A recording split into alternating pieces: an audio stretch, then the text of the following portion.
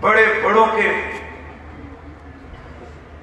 دل دہل جاتے ہیں، لیکن یہ علماء ہی ہیں۔ ختم نبوت کا مسئلہ آیا، فیض آباد جا کر علماء ہی بیٹھے ہیں، وہ کہ ان کی پشت پہ مشائخ اہل سنت کھڑے رہے۔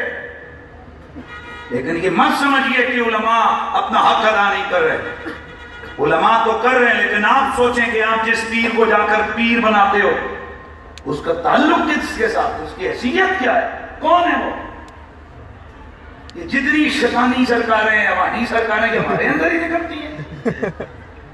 اس کی وجہ یہ ہے کہ ہم لوگ جناب جب بیعت کر رہے ہوتے ہیں، اس وقت ہم دیکھتے ہیں اس کی گاڑی کتنی لمبی ہے، اس کی پراڈو کتنی بڑی ہے، اس وقت ہم یہ نہیں دیکھتے۔ حالانکہ سچے پیر کی سچی جو پہچان ہے وہ کیا ہے کہ جس کا زندگی کا لمحہ لمحہ حضور کی شریعت کے مطابق گزر۔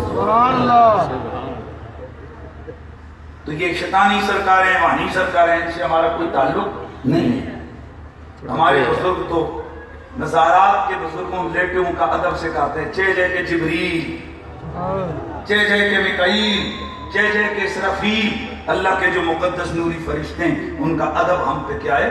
لازم ہے۔ ایسا دعویٰ تو کبھی غوث اعظم نے نہیں کیا سوائے میرے نبی کے، صرف حضور نے فرمایا میرے 2 وزیر زمین پہ ہیں، 2 وزیر آسمانوں پہ ہیں، زمین کے وزیر ابوبکر عمر ہیں اور آسمانوں کے وزیر جبریل اور میکائیل ہیں۔ سبحان اللہ، بے شک۔